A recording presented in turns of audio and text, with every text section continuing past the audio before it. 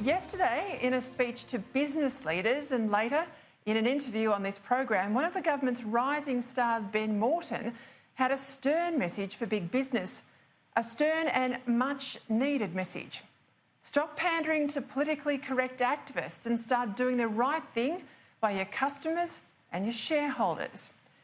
It's worth quoting from the Assistant Minister's speech because it's not often that a government frontbencher speaks in such blunt and necessary terms.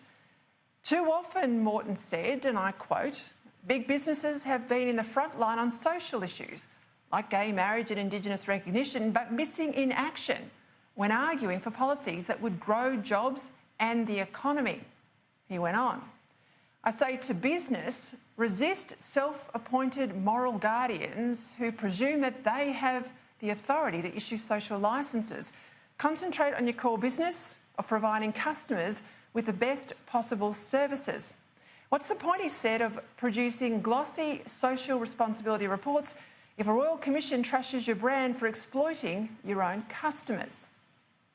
Ouch. Morton continued, "Instead of pretending you love paying tax or that you're building electric cars rather than mining coal or are in the solar panel rather than the oil and gas business, tell your employees and the Australians in their communities what you can do for them." Well, bravo, Ben Morton.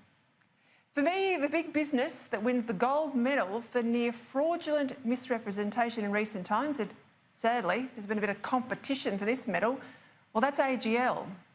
Under its former CEO, AGL ran ads about getting out of coal. But when you look carefully at its own annual reports and commercial documents, that wasn't going to happen for more than 30 years. And in the meantime, it was ripping households off blind thanks to consumer subsidies for renewables and much higher prices for its coal-generated power. Now, what's a Liberal minister doing attacking big business, you might be thinking? The reality is, despite what the Labor Party might like to tell you, the Liberals have never really been the party of big business. And here's why.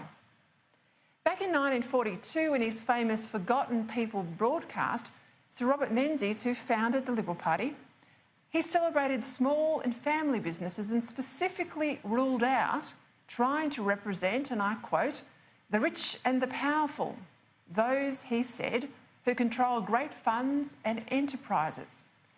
Big business, Menzies knew, were more than capable of looking after itself.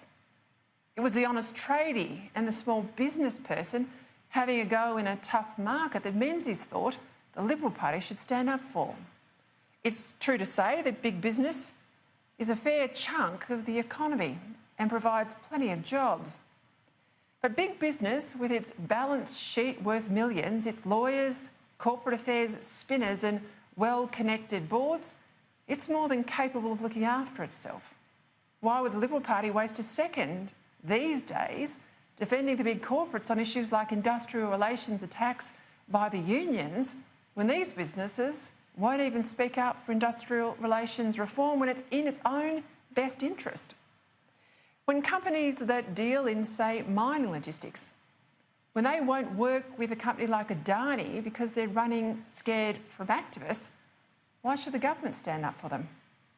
When to curry favour with keyboard activists, these big companies run scared from advertising anywhere but in the left-wing media.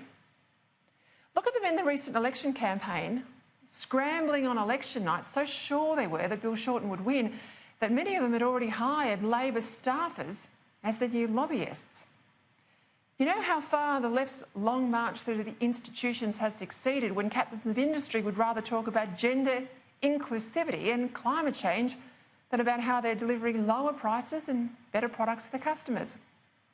Just think back a few months ago when so sure they were that Labor would win, big business couldn't even speak up to fight for corporate tax cuts, even though it was in the best interests of their shareholders. Scott Morrison's quiet Australians, often earning well under $100,000 a year, they don't want to be lectured by CEOs earning millions or union officials who only ever serve themselves. They want wages to keep up with the cost of living. They want jobs for themselves and their children. They want safe communities. But most of all, they just want to know that Australia's best days are not behind us. My message to big business: stick to business. When you've learnt not to rip off your customers and end up in a Royal Commission, maybe get yourself involved in politics. But until then, leave the politics to the politicians. And all credit to Ben Morton for calling all of this out. And good on the Prime Minister, who today backed in his Assistant Minister 200%.